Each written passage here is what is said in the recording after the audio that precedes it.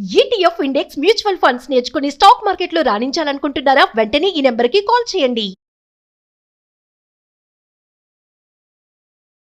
నమస్తే సార్. నమస్తే. సార్ మనం చాలా వీడియోలో మీరు చెప్పారు రిటైర్మెంట్ ప్లాన్ అనేది మస్ట్గా ఉండాలి అని చెప్పేసి. చాలామంది ఏంటంటే నెగ్లెక్ట్ చేస్తూ ఉంటారు.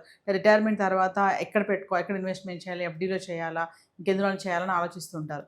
అయితే మరి ఈ రిటైర్మెంట్ తర్వాత ₹1,00,00,000 కార్పస్ మనము సంపాదించుకోవాలి, మనం పెట్టుకోవాలి అని అంటే ఎలా ప్లాన్ చేసుకోవాలంటారు? యా అంటే ఫైనాన్స్ వరల్డ్లో రకరకాల ఫార్ములాస్ ఉంటాయి. మనం చెప్పాం కదా 50, 30, 20 లేకపోతే 8, 4, 3 అలాగనే 15, 15, 15 అంటారు. అంటే 15,000 అండ్ 15 years 15% చొప్పున జనరేట్ అవుతుంది అనుకోండి, అది ₹1,00,00,000 జరుగుద్ది.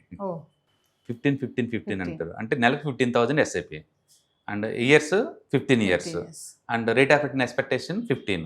మనం అది చేరిద్ది అనమాట దానికి ₹1,00,00,000 అలా అనుకోవచ్చు. లేదా లంప్స్ అమౌంట్ ఉందనుకోండి, ఒక 12 lakh to 15 lakh మనం ఇన్వెస్ట్ చేసామనుకోండి, ఎట్ ద రేట్ ఆఫ్ 12% లెక్క వేసుకున్నా సరే ఒక 15 years కల్లా మీకు ₹1,00,00,000 జరుగుతుంది. లేదా రోజుకి ₹100 పెట్టామనుకోండి, నెలకు ₹3,000 అనుకోండి, మీరు 30 years టైం ఇచ్చినా సరే మీకు అది పెరుగుతూ ఉంటుంది. మొత్తానికైతే లాంగ్ టర్మ్లో ఈక్విటీలో మన జీరో కానీ అసెట్ క్లాసులు ఏ మ్యూచువల్ ఫండ్ అని, ఏ ఈటీఎఫ్ అయినా, ఏ ఇండెక్స్ ఫండ్లో అయినా సరే కాంపౌండ్ వేలో పెట్టుకుంటూ పోతుంటే లాంగ్ టర్మ్లో వెల్త్ క్రియేట్ చేసుకోవచ్చు.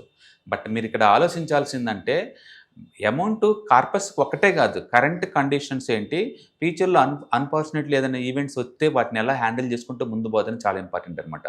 మీ జస్ట్ గోలే రిటైర్మెంట్ కోసమే అనుకున్నప్పుడు నెలకు 1000, 2 మీరు ఇన్వెస్ట్ చేసుకుంటూ పోవచ్చు. కానీ అవతల నాలెడ్జ్ లెవెల్, అవతల రిస్క్ ప్రొఫైల్ తెలుసుకోకుండా మనం పెట్టకూడదు. ఫర్ ఎగ్జాంపుల్ ఇప్పుడు ఎన్పిఎస్ ఉంది, ప్రావిడెంట్ ఫండ్ ఉంది, పెన్షన్ ఫండ్స్ ఉంటాయి, అండ్ పోస్టల్ బేస్డ్ డిపాజిట్స్ ఉంటాయి, బ్యాంక్ డిపాజిట్స్ ఉంటాయి. వీటిల్లో పెట్టి మనం రీచ్ అవ్వచ్చు టార్గెట్ని. లేదా కొంచెం రిస్క్ తీసుకుంటాను, అప్పుడు మల్టిపుల్ అసెట్ క్లాస్లో పెట్టచ్చు. ఇంకొంచెం రిస్క్ తీసుకుంటాను, ఈక్విటీలో పెట్టచ్చు. మళ్ళీ విత్ ఇన్ ద ఈక్విటీలో కూడా మీకు large cap, mid cap, small cap, flexi cap ఇవన్నీ ఉన్నాయి. మళ్ళీ హైబ్రిడ్ బోర్డ్ అని వెరైటీస్ ఉన్నాయి. బట్ ఏదైనా సరే నాలెడ్జ్ లేకుండా మనం ఎందులో టచ్ చేయలేం. ఎగ్జాంపుల్ ఇప్పుడు మంచి మ్యూచువల్ ఫండ్స్ 2, 3 ఇచ్చామనుకోండి, రేపొద్దున మార్కెట్ 2 సంవత్సరాల సైడ్ వేలో ఉంటుంది. అలాంటి సైడ్ వే మార్కెట్లు వచ్చినాయి అనుకోండి, వాళ్ళకి దాని మీద నమ్మకం పోద్ది, నా మనీ గ్రో అవ్వట్లేదు కదా అనుకుంటారు. ఎందుకంటే వాళ్ళు డెట్ ఫండ్స్తో కంపేర్ చేసుకుంటారు. అందుకని నాలెడ్జ్ ఈజ్ ద ఫౌండేషన్ అండి. నాలెడ్జ్ లేకుండా మీరు ఏ అసెట్ క్లాస్లు కూడా అడ్వైజ్ చేయకూడదు అండ్ ఏం చేయకూడదు. అందుకని మన వెల్త్ క్రియేషన్కి ఫౌండేషన్ నాలెడ్జ్ పెంచుకోవటమే.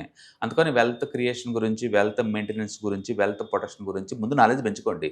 తర్వాత ఏ అసెట్ క్లాస్లో ఎంతెంత రిస్క్ ఉంది అనలైజ్ చేసుకోండి. మీ పర్సనాలిటీ సూటబుల్ అయ్యే అసెట్ క్లాస్ని మీరు చూస్ చేసుకోండి. బట్ లాంగ్ టర్మ్ పాయింట్ ఆఫ్లో కాంపౌండ్ వేలో ఎక్కడికైనా మీరు రీచ్ అవ్వచ్చు.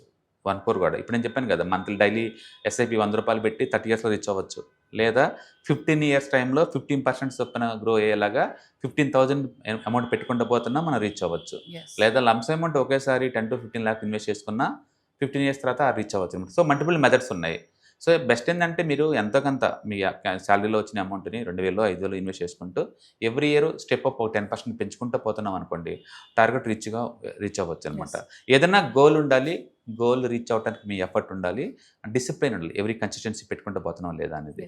చాలామంది ఎండ్ రిజల్ట్ చూస్తారు కానీ బట్ ఈ 20 yearsలో మార్కెట్ ఎన్ని మాటలు పడుతుంది, ఎన్ని మాటలు పెరుగుతుంది, ఇవన్నీ ప్రెడిక్ట్ చేయలేదు కష్టం.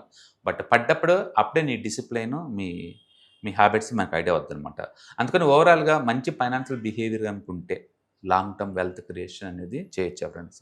అంటే సిప్ ద్వారా కూడా చేయాలంటే ఎలా ప్లాన్ చేసుకోవాలి? అదే నేను అంటుంది, మీకు ఎవ్రీ మంత్ ఒక 2,000 to 5,000 రూపీస్ ఇన్వెస్ట్ చేసుకుంటూ లాంగ్ టర్మ్ ప్లాన్ చేసుకోవచ్చు. మార్కెట్స్ ఈజీగా డౌన్ అవుతాయి. మార్కెట్ ఎవ్రీ ఇయర్ యావరేజ్ మీద 50% డౌన్ అవుతుంది. సో మీరు ఈక్విటీలో ఇన్వెస్ట్ చేస్తున్నారు అంటే ఒక 15 to 20% డౌన్ అవుతుంది. ఆ డౌన్ అయినప్పుడు కూడా నేను కంటిన్యూ చేస్తానని కమిట్మెంట్ కనుకుంటే మనం ఈక్విటీ కంటిన్యూ చేసుకోవచ్చు. అండ్ రీజనబుల్ ఎక్స్పెక్టేషన్ 12 to 15% అలా పెట్టుకోవచ్చు. కాబట్టి 20-30 yearsలో మనం చేసుకోవచ్చు. మీరు ఎస్ఐపి క్యాలిక్యులేటర్ చూసుకోండి.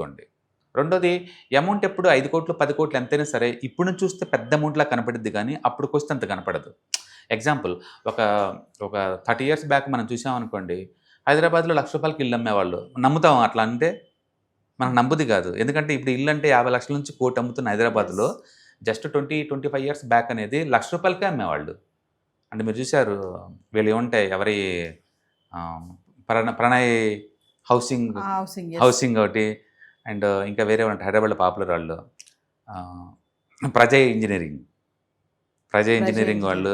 అండ్ ₹1,00,000 వాళ్ళు ఇల్లు అమ్మేవాళ్ళు అప్పట్లో. అప్పుడు 1,00,000 అంటే చాలా ఎక్కువ అనిపించేది ఆ టైంలో. బట్ ఇప్పుడు 25 years తర్వాత ఇప్పుడు చూసుకున్నాం అనుకోండి, అదే అలాంటి ఇల్లు ఇప్పుడు 50 లక్షలు అమ్ముతున్నారు కదా. అప్పట్లో శాలరీ 1000 రూపాయలు, కాలేజ్ నుంచి బయటకు వచ్చిన 1000 రూపాయలు. ఇప్పుడు స్టార్టింగ్ శాలరీ 25,000 చేశారు కదా. దాని మీనింగ్ ఏంటంటే ఇన్ఫ్లేషన్ మనం అనుకున్న దానికంటే ఎక్కువ స్పీడ్ పెరుగుతుంది, ఏం మిగలటలేదు. అప్పట్లో 1000 రూపాయలు వచ్చిన అంతే ఉంది, ఇప్పుడు 25,000 ఇంతే ఉందన్నమాట. అందుకని లివింగ్ కాస్ట్ చాలా ఫాస్ట్గా పెరుగుతూ ఉంటుంది. కాబట్టి రిటైర్మెంట్ కల్లా 1 crore చాలదు, ఇప్పుడు చూసినట్టు అప్పుడు ఉండదన్నమాట. అందుకని బెస్ట్ ఏంటంటే ఎక్కువ మొత్తం పెట్టుకోవడానికి ప్లాన్ చేసుకోండి, మేబీ 5 crore 10 crore అట్లా. అండ్ ఇప్పుడు నెలకు ఒక 20,000 ఖర్చు అవుతుంది అనుకోండి, అప్పటికల్లా నీకు 1,00,000 అవుతాయి ఖర్చులు. అందుకని ఇప్పుడు 20,000కి ఎలా ఖర్చు ఉందో దానికి 1,00,000 రూపాయలు వచ్చేలాగా ప్లాన్ చేసుకోండి. అందుకని లివింగ్ కాస్ట్ని బట్టి మీరు ప్లాన్ చేసుకోవాలి రిటైర్మెంట్, ఎగ్జాక్ట్ 1 crore అని కాదు. ఏదైనా సరే knowledge important and finance resource important, ఎలా కాంపౌండ్ చేస్తున్నాం ఇంపార్టెంట్. అప్పుడప్పుడు రీబ్యాలెన్సింగ్ చేయడం ద్వారా, రివ్యూ చేసుకోవడం ద్వారా మన టార్గెట్కి ప్రాపర్గా రీచ్ అవుతున్నాం లేదో మనకు ఐడియా జనరేట్ అవుతుంది.